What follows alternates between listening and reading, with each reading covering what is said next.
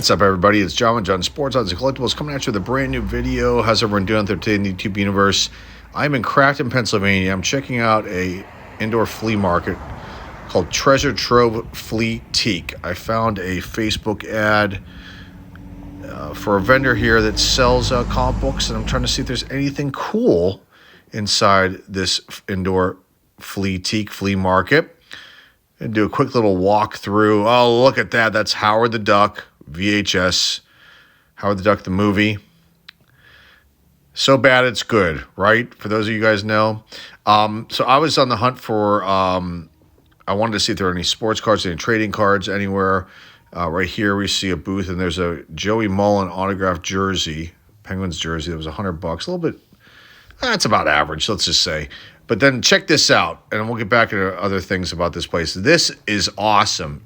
This, I need to know like what the story is here. It looked like a bunch of different storefronts. There's Santa. Now we're up on the second floor, and we're going to just showcase a few of these little vendors here. And I didn't find any cards, and a lot of, knickknacks and your typical antique pieces and glassware and some local Pittsburgh sports items, clothing, and other interesting pieces.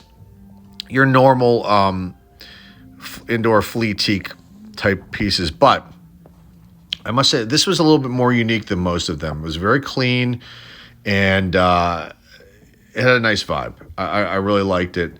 And I will probably go back there again at some point just to see what's going on, if any new vendors have opened up any spaces there. But and then I think here's some sports-ish things. There's like there's a Wayne Gretzky. I think that's a starting lineup doll there. And then you see some other Pittsburgh Pirates. There's some Paul Skeens photos there. They were selling, nothing signed. I didn't really look closely to see if anything was signed there, any autograph photos, but no cards, which was a little shocking. I mean, a couple cards scattered here and there. Now, this is the main reason why I went, because I saw this ad for these $5 bins, and there is a nice Fantastic Four from the early Bronze Age, and some other books there, a lot of modern stuff. We'll get into what I picked up in a second. No cards, a couple cards, like I said, scattered around, but no vendor with cards, so maybe that'll change in the future. There's an early Eternals there that was just in the box on the face, and then there's a few more. I think it was Red Sonja. There's a Marvel Team-Up Spider-Man and Flame, Human Torch Flame, and there was a Deathlock 27, and now we're back. So let's see what I got here. Excuse me, at that Fleatique flea market, indoor flea market called Treasure Trove. It's in Crafton, Pennsylvania, which is south of Pittsburgh. And very nice people, or young lady, actually, not people, just one person working there. An interesting place. I was really kind of blown away by that downstairs basement area. It looked like it was like I was walking into a totally different thing. It was like weird. And I did not ask the young lady that was working there at the front, which is on the first floor when you walk in, what was there before, because those places, I didn't film inside those spaces, but they were almost like individual storefronts, and it was strange. And then inside those, there were the booths, the setups of each vendor, and there wasn't anything great in there to film, so I decided not to. Interesting items, though, all the way around. Probably one of the most unique places that I've been to. It smelled good. It didn't have a bad odor or anything like that, like some of these Fleatiques have. And it was definitely interesting. There were no cards. I mean, there were a handful of scattered singles here and there, but no like designated seller for cards. So, I did come away with some comic books, as you saw in that one booth, and that was really the thing that drove me to this place, was because there was a Facebook ad that I just stumbled across. And I thought, well, I'm going to be out and about doing family stuff today, and I can just roll by there. And I ended up spending about an hour in the place, and it was fun. And I might go back. So anyway, so I picked up 3 books from the $5 boxes. Now, these books are roughly around that. We'll go over some numbers here. But I did pick up some cool things. And let's do the first one. Let's bring them over one at a time. This first one is a Marvel Comics Presents #2. Presents Wolverine #2. Chris Claremont was the writer, and then also Steve Buscema is the penciler for the first part with Wolverine. And it's a part 2 called Save the Tiger. Part 2 of X, the bad guy. There's a first appearance of Roche. Or Roche, I'm not sure how you pronounce it. This book, I mean, the cover artist on this too is, where's my information here? Cover artist, I had it right in front of me. Let me just pull this up over here. Cover artist is Alex Saviuk. It's spelled Saviuk. I'm not sure how to pronounce it. Saviuk. I'm not sure if that's the pronunciation. It's probably wrong. And all you comic book purists are laughing. Ha ha ha. I make mistakes all the time. I make mistakes on last names. Just live with it. For those of you who watch this channel for 7 years, you know. Anyway, that's who did the cover, I believe, from my information that I have here.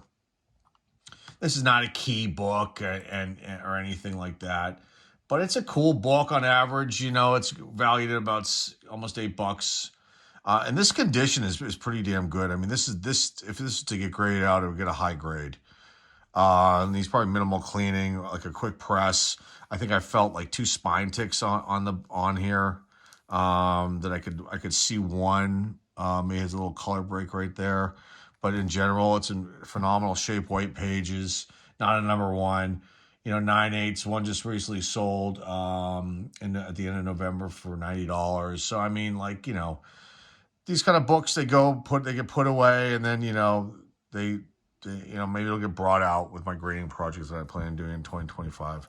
Nothing earth-shattering. Not that I need to rush and get that one graded, but there's that one. Wolverine. Marvel Comics Presents Wolverine #2. This next one's cool. I pulled it out of the bag, the board in the bag with the board. Okay, so this one is, let me click out of this stuff here. This is a 2023 release, so a newer model, it's a reprint, but it's a cool one. And it's Marvel Tales 1, Rocket Raccoon Marvel Tales 1, and there's a variant with I guess they call it a Virgin variant. Virgin variant without the Rocket Raccoon. That one's actually valuable. This is the general one, but this is cool. I mean, it's got reprints of issues 1 through 4 in here, and this is got a cover price of $8 normally, and to get it for $5, it's worth roughly $8 raw. But in this condition, I mean, it's gonna, this will go in the box of things like the hundreds of comics I have that need to be graded. This will go in there too, because I think one sold. Let me see here. One sold recently. No, sold. They haven't sold a lot. They sold when they came out. Someone sold one in August of last year for $100. So these are not like sought after. It's a reprint, but it is Rocket Raccoon, and this kind of on average 9/8. It says here $70, but that's between the two that have sold. One sold for $100, one sold for $40. And it has white pages. It's definitely, if this doesn't get a 9/8, I don't know how to get a 9/8 then, because there's nothing wrong with this book. It'll just get a nice little quick just wipe down. It won't need to be pressed, and it'll, could be submitted, and a $5 book I paid $5 for, if it comes back at 9/8 and it just sits for a long time until someone wants to buy it, that could be a nice little profit there. So not too bad of a pick. The last one, this is a more for me personally. This is definitely going in my PC. And Howard the Duck. Howard the Duck 30, which I did not have. I have, I don't know, about half the Howard the Duck run. I'm missing #1, which I don't think I ever got. I've got a bunch of the early ones up to 10, and then scattered ones throughout. I really liked Howard the Duck as a kid. It was weird and quirky, and his gained a cult following over the years. And then there was the horrific Howard the Duck movie, and you saw in the beginning where I got the video cassette on, which you don't see that out too often. At least I haven't.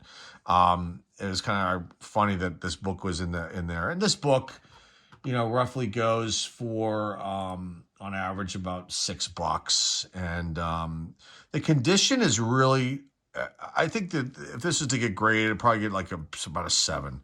I did feel spine ticks here, and then if you tilt it in the light, you can kind of see them. But other than that, like, it's in really excellent shape. I mean, a lot of times you see like late Bronze Age books like this. This is from '79. It came out in '78, but the let's see what it says here if I have my information. It was released in '79, but I think it was on the shelves before that. And where's my information there? So release date was December 19th, 1978, and the cover date's March '79. So this came out months before the actual cover date, and that's probably why it has the 1978 up here in the corner. But this one's cool because he's dressed up like Iron Man here in his Iron Duck, and there's no key, first appearances in here, and this is not a key. Writer was Bill Mantlo, penciler Gene Colan, and then the inker was Alan Milgrom. I think they did the cover too as well. Could be wrong on that. A 9.8 in this book is averages about a little over $100. One sold in July for $107. It's got a Dr. Bong appearance. He's like the antagonist in this issue. I don't know. I just love Howard the Duck, and I thought this was, a nice little pickup to find. I mean, I figured, these like I say, I see these sellers, they're small businesses, and maybe I could find this book in a $1 bin or $2, whatever. I'm not going to worry about a few bucks here and there, especially if it's a title like this that I thought this is a great pickup. White pages, aside from the spine ticks, in phenomenal shape. I mean, the cover is so clean. I was like, I was wondering if this came out of like a Marvel multi-mag or something, because there were a few others in those boxes that were around the same time frame from '79. And I have to look and see if this was ever one of the ones that was included in those Marvel multi-mag releases, the comic book bags from the 70s and 80s that we featured some here on the channel. That collection of the $5 boxes, there was a lot of modern stuff, and there were a few interesting pieces that I was going to maybe get, but I was like, I really don't need these books, some of them. Like there was an early Eternals one from, I think, 1977, I think, and there was actually an early bronze Fantastic Four that I think you probably saw in the little video snippet.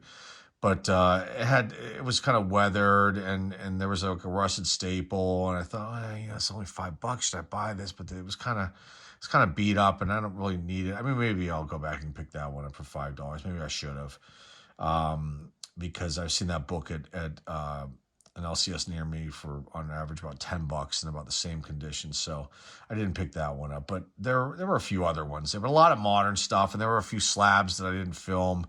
That so this person, either they purchased a collection that these books were in someone's collection, or maybe they were their own collection and they're acting as a seller now for themselves. But again, I felt like let me buy a few things. I'm filming stuff here. I made the trip. There's a couple books here that'll go in the maybe graded pile down the road, and then one for the PC. So anyway, that's it. I had fun going to this place. And maybe I'll stop back there again sometime. They're very, very nice. And I actually told the young lady that I was going to be filming, or that I had filmed, because I didn't tell her in the beginning because I wasn't sure if I was going to. And I started doing it when I was leaving. And I said, hey, I just want to let you know I filmed upstairs. Oh, you did? So she was actually kind of happy. And I said I filmed out the front of the store, and give them a plug here. So go check them out. Treasure Trove, Fleatique Indoor Flea Market in Crafton, Pennsylvania. Got to help the local businesses out, right? So there you go, guys. That's all I've got for you guys. Remember to like, subscribe, comment down below. Share this video with your friends, family, and loved ones. The eBay store link is down below in the description. Until next time, folks, this is John with John Sports Cards and Collectibles signing off, and I'll see everybody very, very soon.